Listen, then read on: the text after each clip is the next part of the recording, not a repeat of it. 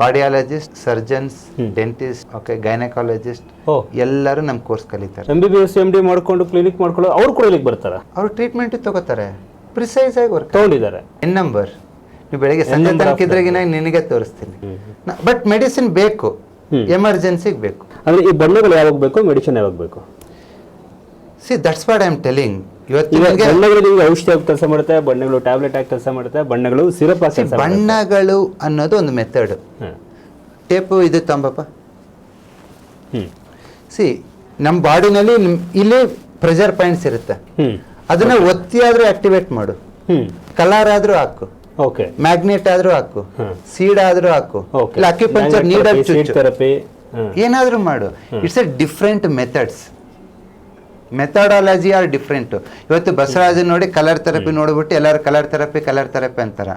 ನಾನು ಇದಕ್ಕಿಂತ ಅತಿ ಹೆಚ್ಚು ರಿಸರ್ಚ್ ಮಾಡಿರೋದು ಟ್ರೆಡಿಷನಲ್ ಚೈನೀಸ್ ಮೆಡಿಸಿನ್ ಮೇಲೆ. ಓಕೆ, ಇದು ಅಕ್ಯುಪಂಕ್ಚರ್.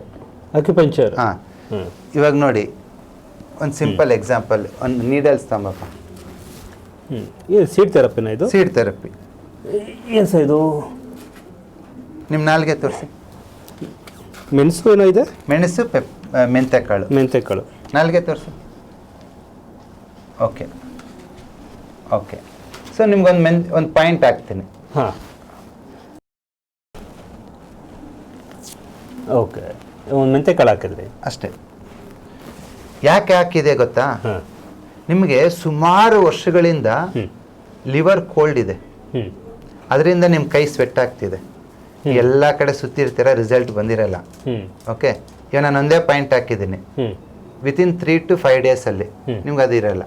ಹೀಗೆ ಇರಬೇಕಾ? ಇದು 10 ನಿಮಿಷ ಅಷ್ಟೇ. 10 ನಿಮಿಷ.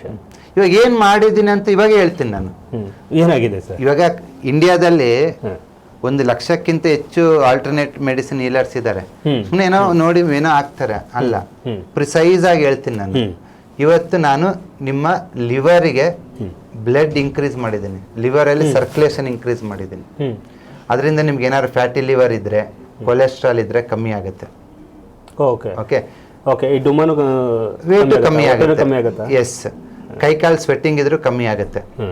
ಲಂಗ್ಸ್ ಅಲ್ಲಿ ಕಫ ಇದ್ರೆ ಕರಗುತ್ತೆ. ಓಕೆ, ಲಿವರ್ ಹೀಟ್ ಇನ್ಕ್ರೀಸ್ ಮಾಡಿರೋದ್ರಿಂದ ಪಿತ್ತ ಜಾಸ್ತಿ ಆಗುತ್ತೆ. ಒಂದು 3-4 ದಿನ ಆದ್ಮೇಲೆ ಯಾರಾದ್ರೂ ಓಯ್ ಅಂದ್ರೆ ನೀನು ಗುರ್ರ ಅಂತೀಯ. ಪಿತ್ತ ರೈಸ್ ಮಾಡಿದ್ದೀನಲ್ಲ, ಪಿತ್ತ ನೆತ್ತಿಗೆ ಇರ್ತೈತೆ. ಏನೇನ್ ಆಗುತ್ತೆ ನಿನಗೆ ನೆಕ್ಸ್ಟ್ 1 month ಅಂತ ನಾನು ಇವತ್ತೇ ಹೇಳ್ತೀನಿ. See that is the precision in our research.